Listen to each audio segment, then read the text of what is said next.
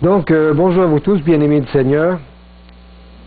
Cette méditation s'intitule « Le silence de Dieu ». Parfois, Dieu se veut silencieux. Je suis sûr que vous avez été bénis abondamment pendant cette dernière année, n'est-ce pas? Il est tellement béni que parfois, je me demande si Dieu en laisse pour les autres. Mais il y en a infiniment de sa grâce, et il y en a pour tout le monde. Amen. Mais seriez-vous heureux si Dieu vous retirerait toutes les bénédictions en cette nouvelle année? Et cela afin de révéler si vous êtes de vrais adorateurs et que votre motivation n'est pas égoïste. Ça serait difficile.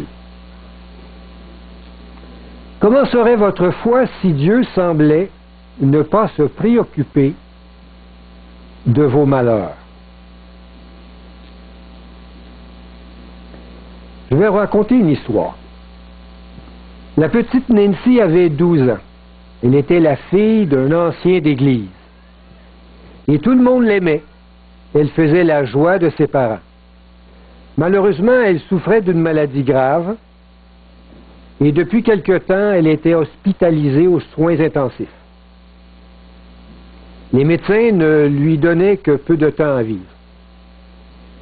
Elle était en phase terminale. On fit venir le pasteur pour l'imposition des mains. Tous les membres d'église prièrent pour la guérison de la petite Nancy. Son père aussi, bien sûr. Après quelques semaines, Nancy décéda de sa maladie. L'ancien d'église fut tellement ébranlé qu'il en perdit la foi. Pourquoi Dieu n'avait-il pas répondu à ses prières, aux prières du pasteur, aux prières de l'église, aux prières de toutes les amies? Vous arrive-t-il de prier et de n'avoir aucune réponse de Dieu? Et même parfois, ce qui se passe, c'est le contraire. C'est le malheur au lieu de la bénédiction. Quand une tragédie nous arrive, l'absence de réponse divine nous fait fortement douter de l'existence de Dieu. Pourquoi Dieu fait-il le sourd d'oreille? On va essayer de répondre à cette question-là. Croyez-vous peut-être parce que Dieu n'entend pas toutes nos prières? Vous savez, des fois on prie, on dit que la prière ne va pas plus haut que le plafond. Alors on va lire un texte dans la Bible. On va tourner dans Matthieu 7, verset 7. C'est écrit: « Demandez et l'on vous donnera. Cherchez et vous trouverez. Frappez et l'on vous ouvrira. Car quiconque demande reçoit, celui qui cherche trouve, et l'on ouvre à celui qui frappe. Lequel de vous donnera une pierre à son fils s'il lui demande du pain? Ou s'il demande un poisson, lui donnera-t-il un serpent? Si donc méchant comme vous l'êtes, vous savez donner de bonnes choses à vos enfants, combien plus forte raison votre Père qui est dans les cieux donnera-t-il de bonnes choses à ceux qui lui demandent? » Les Saintes Écritures nous apprennent que Dieu entend et répond à toutes nos prières. Est-ce que vous croyez à ça?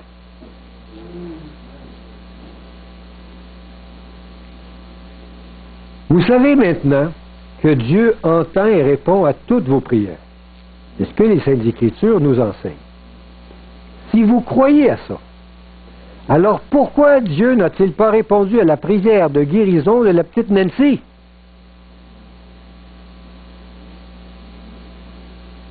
C'est peut-être parce que Dieu ne peut pas accomplir tout ce que nous lui demandons. On va lire un texte. Dans Éphésiens 3.20. Tournez un petit peu, Éphésiens 3.20. Or, à celui qui peut faire par la puissance qui agit en nous, infiniment au-delà de tout ce que nous demandons ou pensons.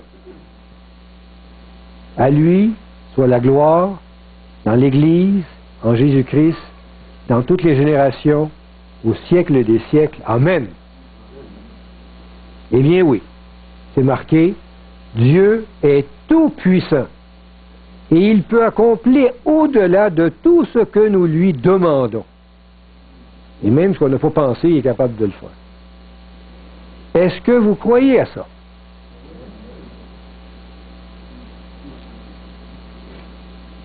Alors, vous savez maintenant que Dieu peut accomplir tout ce qu'on lui demande.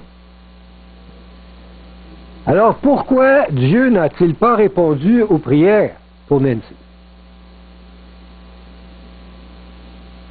Certains pensent que c'est peut-être parce que Dieu n'a pas le contrôle de tous les malheurs qui se passent sur la terre. Et là, il y a des choses que ça le dépasse. Alors, on va lire un texte dans Jean 19. Jean 19, verset 10. Pilate dit à Jésus, « Ne sais-tu pas que j'ai le pouvoir de te crucifier et que j'ai le pouvoir de te relâcher? » Pilate avait tout pouvoir. Et Jésus lui répondit, « Tu n'aurais sur moi aucun pouvoir s'il ne t'avait été donné d'en haut. » Oh boy! Oui, Dieu est au contrôle de tout ce qui se passe sur la terre, même quand c'est tragique. Croyez-vous à ça?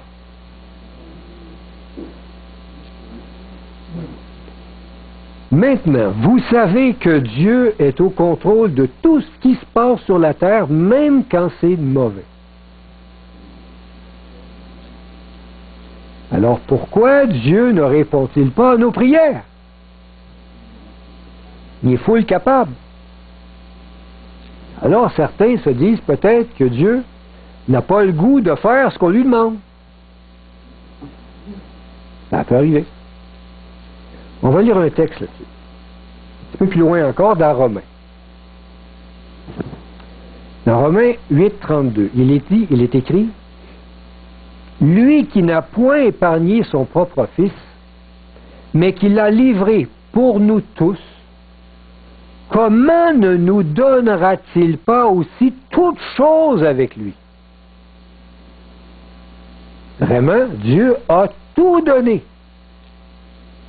S'il y a quelque chose de plus à donner, il va le faire. C'est extraordinaire, n'est-ce pas? Oui, Dieu donnerait sa vie pour nous aider dans nos malheurs. Est-ce que vous croyez que Dieu donnerait tout? Il l'a fait. Vous savez maintenant que Dieu donnerait même sa vie pour nous aider dans nos malheurs. Or, si vous croyez à ça, pourquoi Dieu ne répond-il pas à nos simples prières? Eh oui, par exemple Nancy. C'est peut-être parce que vous n'êtes pas important à ses yeux. Il y a d'autres choses à faire dans sa vie quand même. Puis Nancy, c'est pas important, je sais pas. Alors on va lire un texte dans Zacharie 2.8, là on revient en arrière. Zacharie. Zacharie disait, car celui qui vous touche la prunelle de son œil. Avez-vous déjà eu un petit quelque chose dans l'œil? Hein? C'est achalant, hein? Et même tout le corps. Alors, quand quelqu'un touche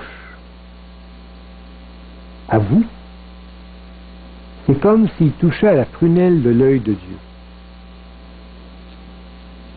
Vous êtes extrêmement précieux aux yeux de Dieu. C'est ce que les Saintes Écritures nous enseignent. Est-ce que vous croyez à ça, que vous êtes précieux au point que quelqu'un à qui vous touche à la prunelle de l'œil de Dieu? Alors vraiment, Dieu est sensible à ce qui se passe dans notre vie. Vous croyez à ça, n'est-ce pas? Donc vous savez maintenant que vous êtes précieux à ses yeux. Alors pourquoi Dieu ne répond pas à ses prières? Il y en a peut-être qui vont dire que c'est parce que Dieu nous aime pas beaucoup. Hein, il en aime d'autres plus. Mais dans la Bible, on peut lire dans Jérémie 31, 3, c'est marqué « De loin, l'Éternel se montre à moi. Et il dit, je t'aime d'un amour peu éternel, un amour très grand. C'est pourquoi je te conserve ma bonté. » Donc Dieu nous enseigne qu'il nous aime comme on ne peut jamais l'imaginer, éternellement. Vous croyez à ça? Dieu vous aime beaucoup? Alors vous savez maintenant que Dieu nous aime au-delà de tout ce qu'on peut imaginer. Alors pourquoi Dieu, parfois, ne répond pas à nos prières? On a un problème. Il faut comprendre ça. C'est peut-être parce que vous avez rejeté Dieu et que Dieu s'est éloigné de vous. Il y en a qui pensent ça. Oui, toute ma vie, j'ai rejeté Dieu. C'est pour ça, moi, mes prières, s'occupent pas de ça. Parce que je l'ai rejeté. Mais qu'est-ce que dit les Saintes Écritures? On lit ça dans Genèse 3:8. Alors, on tourne au début du coup. Dans le temps d'Adam et Ève. Donc, Adam avait rejeté Dieu, il avait mangé le fruit. Alors, ils entendirent la voix de l'Éternel Dieu qui parcourait le jardin vers le soir, et l'homme et sa femme se cachèrent loin de la face de l'Éternel Dieu. On lit ça dans Genèse 3:8. Ils se cachaient au milieu des arbres du jardin. Ils avaient peur de Dieu. Ils se cachaient en plus. Dieu arrivait, eux autres, ils se poussaient. Qu'est-ce que fait Dieu? Mais l'Éternel Dieu appela l'homme, il dit, « Où es-tu? » Dieu est dans le jardin puis il cherche. Vous avez beau à vous éloigner, lui, il s'approche. Pas besoin de fuir Dieu, Dieu, il s'approche tout le temps. Il sait très bien où il se cachait, n'est-ce pas? Alors, quand on s'éloigne de Dieu, qu'est-ce qu'il fait Dieu? Il nous cherche, puis il vient nous chercher. Ouais. Fait que c'est pas quand on le rejette qu'il n'est pas là, c'est le contraire, il vient. Donc, les Saintes Écritures nous apprennent que Dieu reste toujours près de nous. Il ne nous abandonne jamais. Même si on se cache de lui, même si on le rejette. Croyez-vous à ça? Alors vous savez maintenant que Dieu ne vous abandonne jamais, même si vous le rejetez. Alors, pourquoi Dieu, des fois, ne répond pas à nos prières? Il est toujours là, proche, à côté de nous. Il y en a qui disent que peut-être c'est parce que Dieu répond seulement aux prières des saints. Les saints, eux, ont une connexion spéciale, puis Dieu répond à ces prières. On va lire un texte dans la Bible, qu'est-ce qu'il nous dit? Dans les psaumes, au milieu. Psaume 154, verset 18. C'est marqué, « L'Éternel est près de tous ceux qui l'invoquent. » Tous ceux. De tous ceux qui l'invoquent avec sincérité. Psaume 138, 3. « Le jour où je t'ai invoqué, tu m'as exaucé, tu m'as rassuré, tu as fortifié mon âme. » Donc les Saintes Écritures nous disent que Dieu répond aux prières de tout le monde, même de ceux qui ne sont pas adventistes. C'est fort, hein? Votre péché vous sépare de Dieu, mais la prière rétablit la communication. Elle rétablit l'union, le lien. Croyez-vous à ça? Indépendamment si vous êtes saint ou pas, si vous priez, Dieu entend. C'est sa promesse.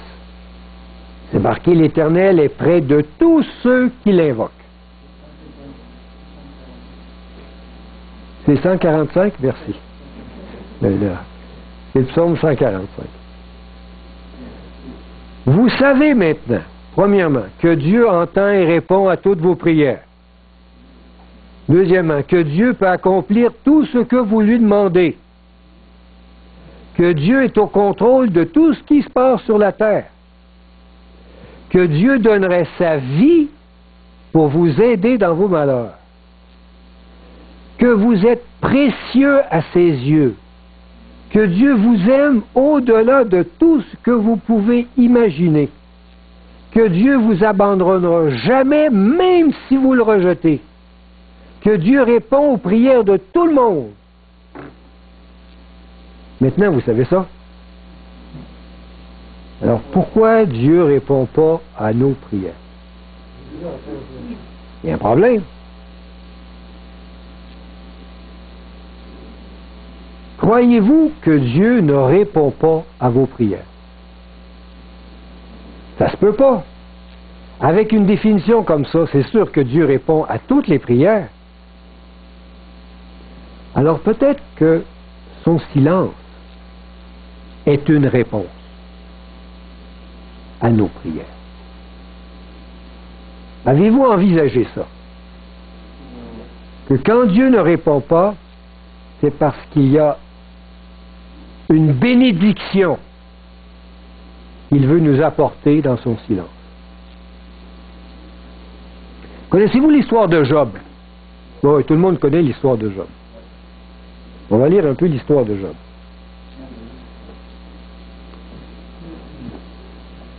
Job, chapitre 1, verset 2, au début. C'est marqué, il lui naquit 7 fils et combien de filles? 3 filles, 10 enfants. Verset 5. Job appelait et sanctifiait ses fils. Puis il se levait de bon matin et offrait pour chacun d'eux un holocauste. Car Job disait, peut-être mes fils ont-ils péché, ont-ils offensé Dieu dans leur cœur, c'est ainsi que Job avait coutume d'agir.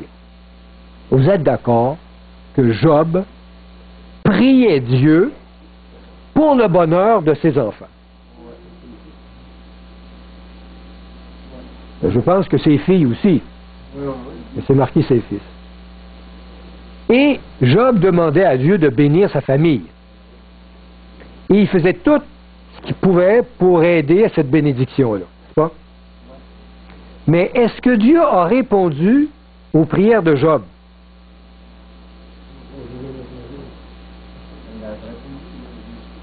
Si on peut lire dans Job, chapitre 1, verset 13,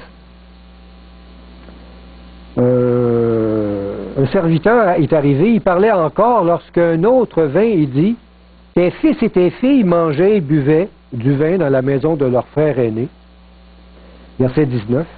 Et voici un grand vent est venu de l'autre côté du désert et a frappé contre les 4 coins de la maison. Elle s'est écroulée sur les jeunes gens.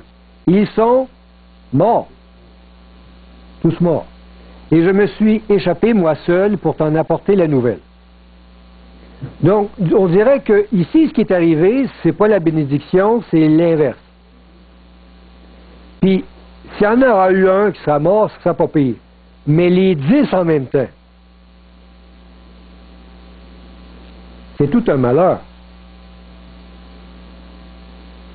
Dieu n'a pas répondu aux prières de Job. Même si c'est le contraire, il a envoyé le malheur. Job avait perdu son bétail, ses serviteurs, puis, pas sa femme par exemple, mais il a perdu ses 10 enfants. D'un coup, dans la même journée. Elle est venue burn-out, la madame. Mais comment Job a-t-il réagi à ce grand malheur?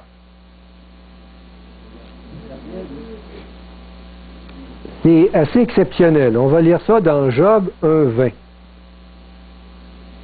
Une page plus tard. Alors Job se leva, déchira son manteau et se rasa la tête. Puis, se jetant par terre, il se prosterna. Il dit, Je suis sorti nu du sein de ma mère, et nu je retournerai dans le sein de la terre. L'Éternel a donné, l'Éternel a ôté, que le nom de l'Éternel soit béni. Ben, il est fou, ce gars-là, c'est pas normal. C'est la première fois que je vois ça, moi. J'ai jamais vu ça. J'ai jamais vu ça dans l'Église. Un ancien ou un pasteur, là, perdre totalement sa famille, ses 10 enfants, puis louer l'Éternel.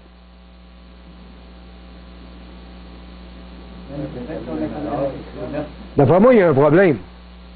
Ou ben non, c'est nous autres qui comprenons mal, ou ben non, c'est lui. Lui, il loue Dieu pour ça.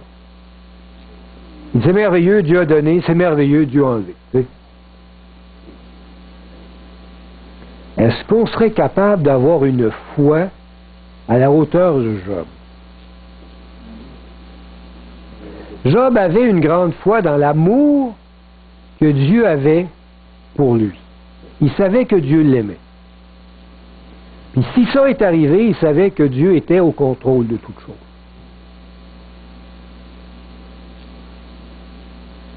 Mais pourquoi Dieu, il y a un problème, quelqu'un qui répond ça, c'est vraiment... Il faudrait avoir une foi comme Job. Mais pourquoi Dieu a-t-il laissé faire un si grand malheur? L'histoire de Job nous le raconte. Pourquoi Dieu a laissé faire ça? On va lire ça dans Job 8, 1-8. Job 1-8, on lit, « L'Éternel dit à Satan, « As-tu remarqué mon serviteur Job? Il n'y a personne comme lui sur la terre. C'est un homme intègre et droit, craignant Dieu et se détournant du mal. » Vous savez, Dieu dit la même chose des Adventistes. Hein? As-tu remarqué les Adventistes? Il n'y a personne comme eux sur la terre. Ils sont intègres. Ils sont vraiment corrects. Ils respectent le sabbat, ils donnent la dîme, ils sont tous parfaits. Et là, il continue. Et Satan répondit à l'Éternel, est-ce d'une manière désintéressée que Job craint Dieu? Alors Satan dit la même chose. C'est-tu d'une manière désintéressée que les Adventistes ils t'obéissent? Et là, après, verset 10, ne l'as-tu pas protégé, lui, sa maison et tout ce qui est à lui?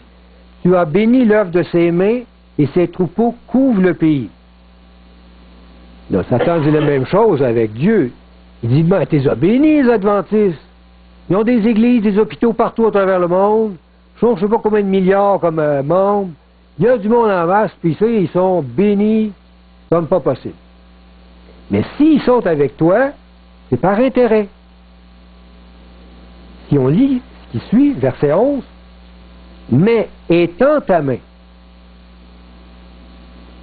touche à ce qui lui appartient. Je suis sûr que Job te maudit en face. » L'Éternel dit à Satan, « Voici tout ce qui lui appartient, je te le livre, seulement ne porte pas la main sur lui. » Sûrement que Dieu va dire la même chose à Satan. « Ouais, les Adventistes, fais ce que tu veux avec, tu vas voir, ils sont fidèles. Mais tu ne l'es pas. » Pensez-vous que ça va nous arriver? Job était la démonstration vivante d'une foi authentique en un Dieu d'amour. Une foi qui ne s'effrite pas dans l'adversité ni dans le malheur. Aujourd'hui, Satan nous accuse de suivre Dieu par intérêt et non de manière désintéressée. Alors Dieu devra démontrer à l'univers que Satan a tort. Ça ne sera pas drôle. Nous devons maintenant apprendre à marcher avec foi dans les pires malheurs que Satan peut nous infliger. On doit apprendre. Alors pour apprendre, c'est parce que Dieu s'aperçoit qu'on n'est pas capable. Il y a quelque chose qu'il faut faire parce qu'on n'arrive pas à le faire. Je pense que si Satan nous amènerait autant de malheurs, tout le monde quitterait, s'en irait, se cacherait, ça ne serait pas évident de louer Dieu dans tous les malheurs que Satan peut nous infliger. Alors Dieu doit nous apprendre. Vous savez, comme on apprend à un enfant à marcher. Vous avez appris à un enfant à marcher? Vous êtes obligé de le lâcher et de dire marche. Il va tomber. Mais l'enfant, il veut-tu que vous le lâchiez? Non. Il veut votre main. Mais vous êtes obligé de le lâcher pour qu'il apprenne. Alors Dieu va être obligé de nous lâcher pour qu'on apprenne et qu'on grandisse dans la foi. Aujourd'hui, dans le but de nous exercer dans la foi, Dieu ne répond plus directement à nos prières avec force et grand déploiement comme il faisait avant. Nous devons être mis à l'épreuve pour grandir. Mais soyons pas surpris de l'illusoire absence de Dieu. Car la Bible nous dit de ne pas être surpris. On va lire ça dans 1 Pierre. On vient à 1 Pierre. 1 Pierre 4,12. Bien-aimés, ne soyez pas surpris comme d'une chose étrange qu'il vous arrive de la fournaise qui est au milieu de vous pour vous éprouver. Réjouissez-vous au contraire, oh boy, de la part que vous avez aux souffrances de Christ, afin que vous soyez ainsi dans la joie et dans l'allégresse lorsque sa gloire apparaîtra. Bon sang, lui, il dit qu'il faut être heureux quand ça va mal. Et d'être dans la joie parce que Jésus s'en revient. Si vous êtes outragé pour le nom de Christ, vous êtes heureux. Parce que l'Esprit de gloire, l'Esprit de Dieu repose sur vous. Évidemment que nul de vous, en effet, ne souffre comme un meurtrier ou un voleur, un malfaiteur ou comme s'ingérant dans les affaires d'autrui. Mais si quelqu'un souffre comme chrétien, qu'il n'en ait point honte et que plutôt il glorifie Dieu à cause de ce nom. C'est quoi le nom? D'être chrétien, croire en Jésus. Donc, après avoir fait une prière à Dieu,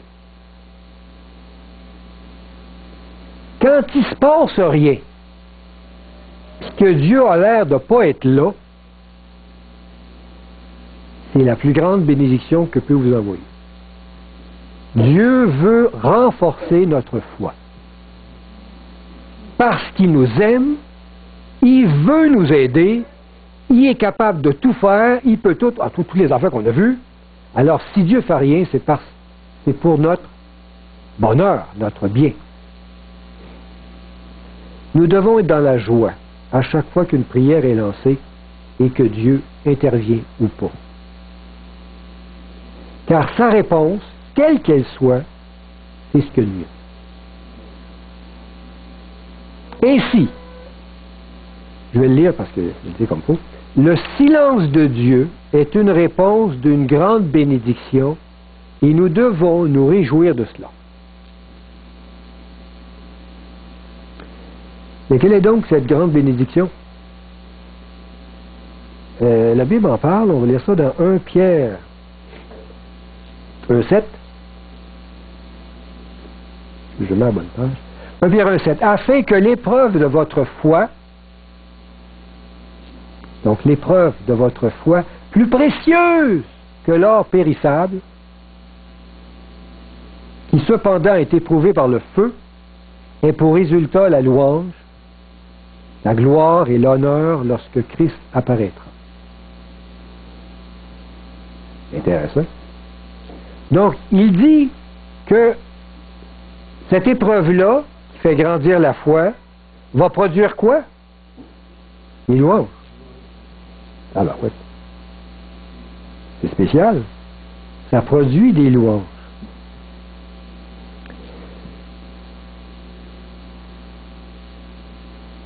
Est-ce qu'on peut louer Dieu dans tout notre cœur quand les pires malheurs nous arrivent?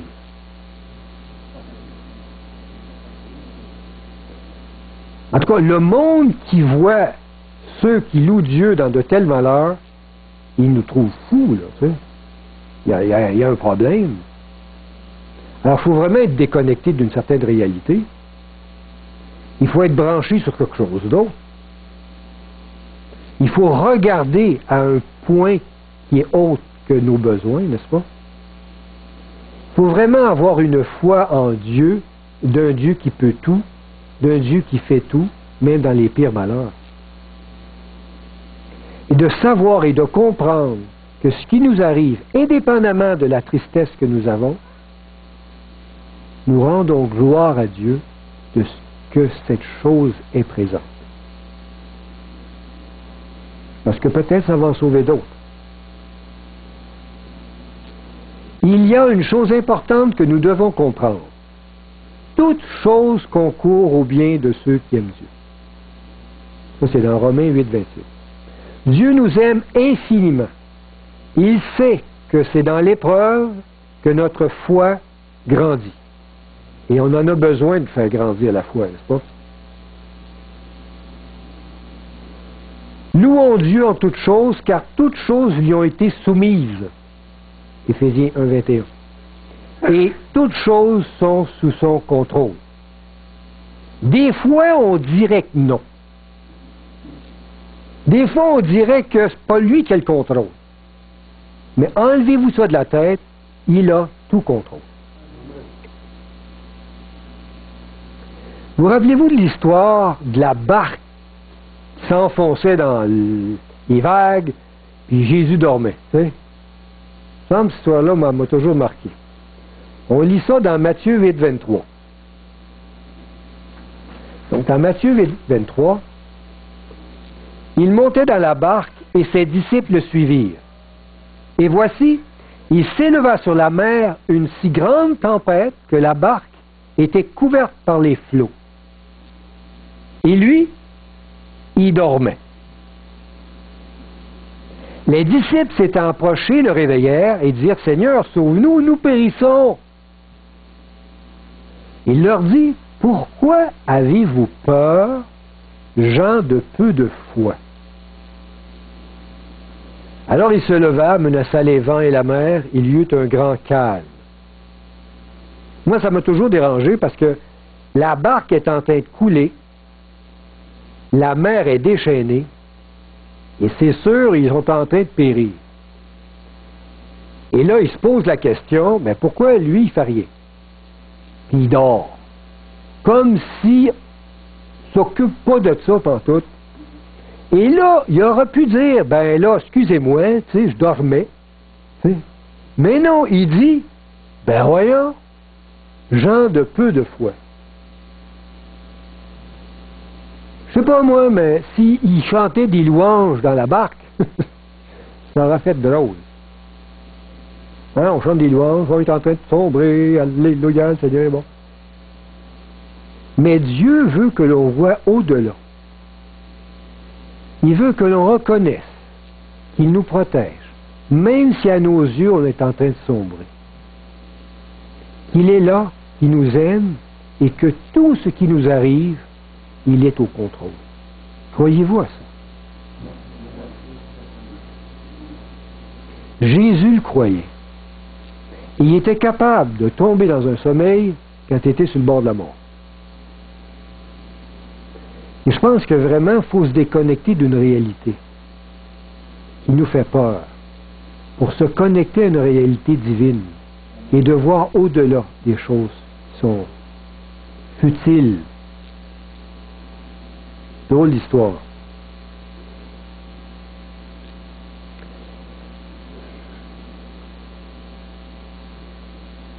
Pourquoi les tragédies arrivent-elles même à ceux qui sont bénis de Dieu?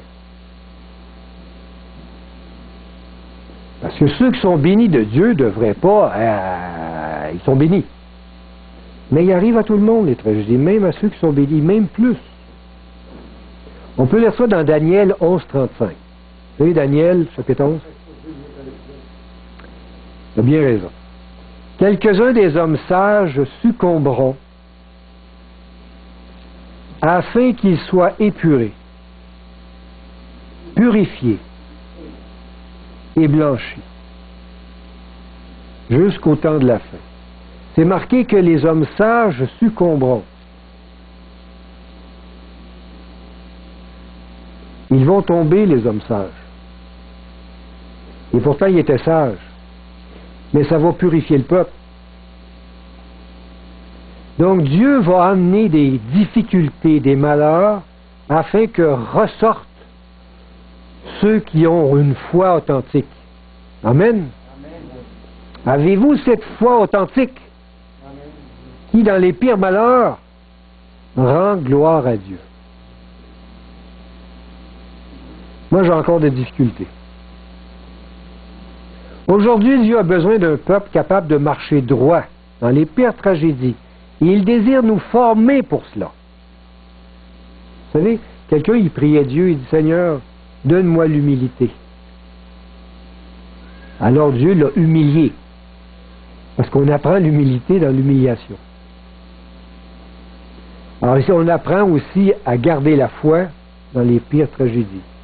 Alors Dieu est obligé de nous envoyer les pires tragédies pour nous renforcer dans la foi, parce qu'elles s'en viennent. Et il ne veut pas nous perdre. Alors il veut nous former. Nous devons apprendre à marcher seuls dans la foi, en son amour. Dieu désire que nous apprenions à marcher sans son aide, comme un enfant qui apprend à marcher sans l'aide de ses parents. On a parlé tantôt. Le temps est venu où nous devons être capables de marcher seuls en face de l'ennemi, sans tomber, comme Jacob, qui passait la nuit seul dans son angoisse. Vous vous rappelez de l'angoisse de Jacob? Il y a un prophète qui disait ça à un moment donné. À la fin, vous allez vivre l'angoisse de Jacob. C'est quoi ça, l'angoisse de Jacob? Qu'est-ce qu'il a vécu comme angoisse, Jacob? Je pense que j'ai ça dans... on a cette expression-là dans Jérémie 30, verset 7. Malheur, car ce jour est grand, il n'y en a point eu de semblable. C'est un temps d'angoisse pour Jacob. Mais il sera délivré. Donc Dieu nous fait voir que le temps d'épreuve à la fin des temps va être un temps qui va être comme l'angoisse de Jacob. Mais c'est quoi l'expérience qu'a vécue Jacob?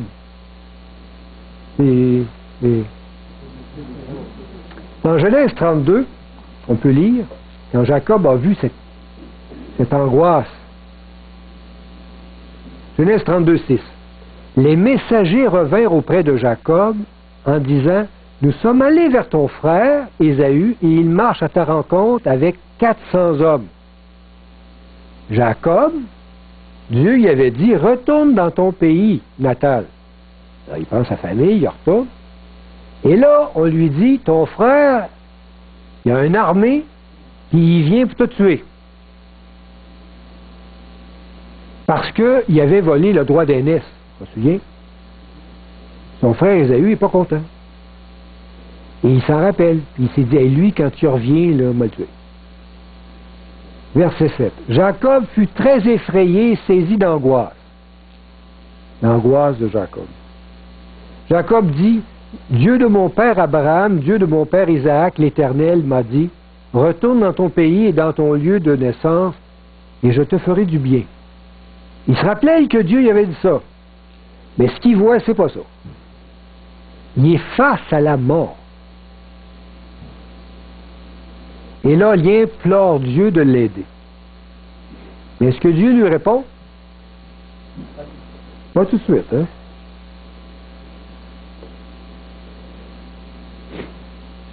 Il passait la nuit comme ça.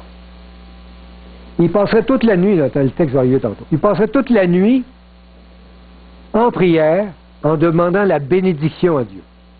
Mais il n'y a aucune réponse. Et là, en plus, il y a quelqu'un qui vient le combattre. Alors, il se combat avec... Il ne savait pas que c'était un ange, lui. Il combat avec la personne pensant que c'était même son frère. Il combat toute la nuit avec. Et quand arrivait le matin, l'ange lui casse l'ange. Alors, il commence à boiter. Ça va pas bien. Il perd le combat, mais il s'aperçoit que c'est l'ange de l'Éternel.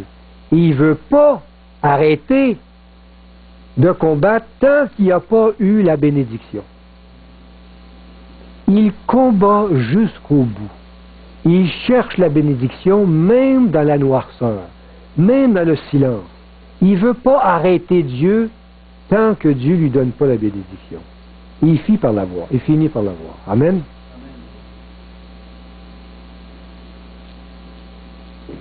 Le temps de Jacob d'angoisse.